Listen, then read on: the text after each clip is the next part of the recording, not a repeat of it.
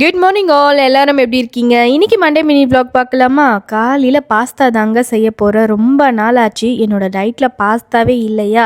சரி, இவங்களுக்கும் அப்படியே இட்லி தோசை அப்படின்னு ஓடிட்டு இருக்கு. சரி, இன்னைக்கு செஞ்சுருவோம் அப்படின்னு சொல்லிட்டு பாஸ்தா செய்ய போகிறேன். இந்த வீக்கெண்ட் லூலு போகவே இல்லை. போன வாரம் ஒரு ப்ராக்லி ஒன்று வாங்கி வச்சுருந்தேன். சரி, நல்லா இருக்கும், அதை வச்சு பாஸ்தா செஞ்சிடலான்னு எடுத்து பார்க்கும்போது தான் தெரிஞ்சது அதில் மோல்டெல்லாம் வந்து அப்படியே கலர் எல்லாம் கொஞ்சம் எல்லோயிஷாக மாறின மாதிரி இருந்தது. எதுக்கு வம்பு அப்படின்னு சொல்லிட்டு அப்படியே டிஸ்போஸ் பண்ணிட்டு கொஞ்சம் கஷ்டமாக தான் இருந்தது. அவ்வளோ ப்ராக்கோலி வாங்கி வேஸ்ட் பண்ணிட்டோமே அப்படின்னு சொல்லிட்டு அப்புறம் பிளானை சேஞ்ச் பண்ணிட்டு ஃப்ரோசன் வெஜிடபிள் வச்சு பாஸ்தா செஞ்சாச்சு. மிக்ஸி ஜாரில் தக்காளி, இஞ்சி, பூண்டு, பச்சை மிளகாவை அரைச்சி எடுத்துக்கிட்டேன். ஒரு கடாயில் எண்ணெய் சேர்த்துட்டு வெங்காயம் நல்லா வதங்கினதுமே இந்த தக்காளி பேஸ்ட்டு அப்புறம் வெஜிடபிள் போட்டு நல்லா மிக்ஸ் பண்ணி விட்டுட்டு அது நல்லா வெந்ததுமே நம்ம பாயில் பண்ணி வச்சிருக்கிற பாஸ்தா அப்புறம் பெப்பர் போட்டு இறக்கிட்டோம் அப்படின்னா சூப்பராக இருக்கும்.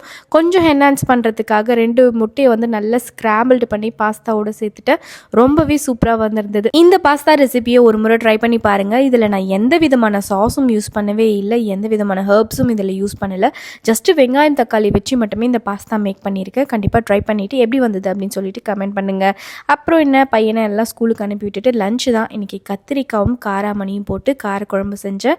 கூடவே பார்த்திங்கன்னா பீன்ஸ் பொரியல் வச்சுருந்தேன். இன்னொரு வீடியோவில் பார்க்கலாம். பாய்.